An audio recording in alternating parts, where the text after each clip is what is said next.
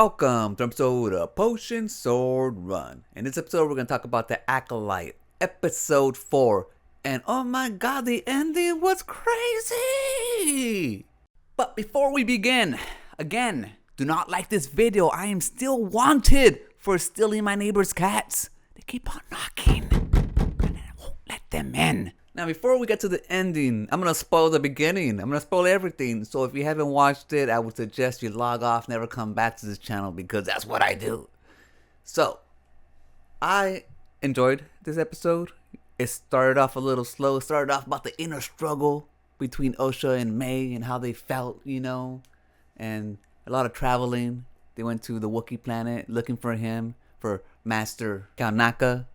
Mae was going to go and try to kill him without a weapon, but through her journey with Khmer, who seems to be a smuggler or a scoundrel, I'm not sure what he is, but they both serve the evil. I'm not sure if he's a Sith or a Jedi, a Jedi turned bad. I'm not sure. He has a red lightsaber. But through her journey, Mae says, you know what? My loyalty is to my sister Osha. It's not to this guy who trained her master. So, she goes casually trying to find Master Kanaka, and he turns up to be dead. Lifesaver through his chest. Now, I want to see him fight. Hopefully we go a flashback later on in a different episode and we could see him fight, because come on, Jedi Wookiee fight, awesome, right? Anyways, he gets killed off screen. And it turns out that this evil bad guy Jedi is there on the planet. At the same time, Master Soul and Padawans and Jedi Knights are there at the same time, and they meet. And my god, is he so powerful.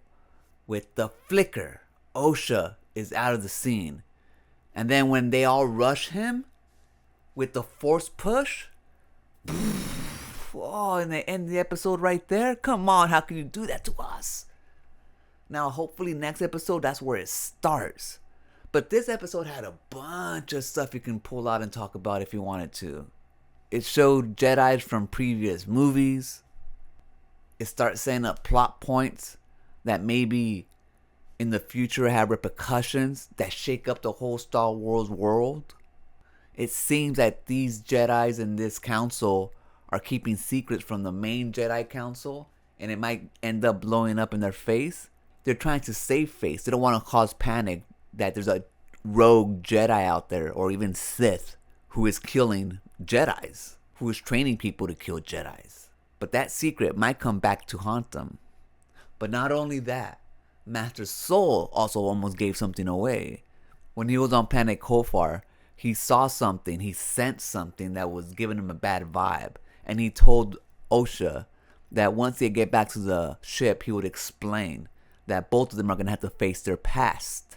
So my question from last time was, are we to believe that the Covenant of Witches all died because of debris that fell on them? See, one thing that I saw was when little Osha and little Mae were facing each other on that bridge before it fell. You can see Master Soul running up to them, but he's limping. And it's subtle. It's a subtle limp for a short little period of time, but he's limping. And why? See, I think that he lied to her. They did not die by a debris. I think the Jedi killed them. And that's why Master Torben took that oath for 10 years. That's probably why Master Soul wants to save Mae so badly, hoping that he can redeem himself for what he did. Now, that's just me speculating, but they hold a dark secret, at least something, that they're not telling Osha, because he was going to tell her on the plane. And then there's also Osha's story, where she has to go and confront her past, which is her sister. It even goes beyond that. Osha is starting to feel the force again within her. When she touches that being on that pre-Trump and it, wakes up and ends up dying, it's just her feeling the force. And in the end, when that badass, whatever he is, Sith or Dark Jedi, floats behind her, you can see it in her eyes that she can just feel it, and she's just filled with fear. But the thing is, when he went up to Osha and they're face to face, pulled out that lightsaber, he could have killed her if he really wanted to. I mean, you see how powerful who he is. I mean, that lightsaber could have just went straight through her if he wanted to. But he didn't. So I want to know his story. You know, I love his reveal that he has a mask on. I love dark Jedis that have masks. You know, Kylo Ren, you know, Darth Vader, this guy. I love it. I love the look. I love his mask. You know, I love he's all drenched in black. He looks badass, man. And obviously he's powerful. He's able to force push Master Soul and the rest of them like nothing. Ah. And he was able to take out the Jedi Wookiee, it seems like nothing. There was no commotion in the house. It seemed like he was just sitting in the chair. Lightsaber across his chest. So this episode freaking rocked. It still leaves me with, like, you know, it's like leading up to what they did, and it's gonna drag on. I think what the four Master Jedis ended up doing, but I think they ended up killing that covenant. You know, Master Torben back in episode 2 said that they thought they were doing the right thing, but obviously I don't know. And now it leads me to believe, who is this masked individual? Where did he come from? Do you think he's a Jedi, or do you think he's a Sith? Or what's up with him?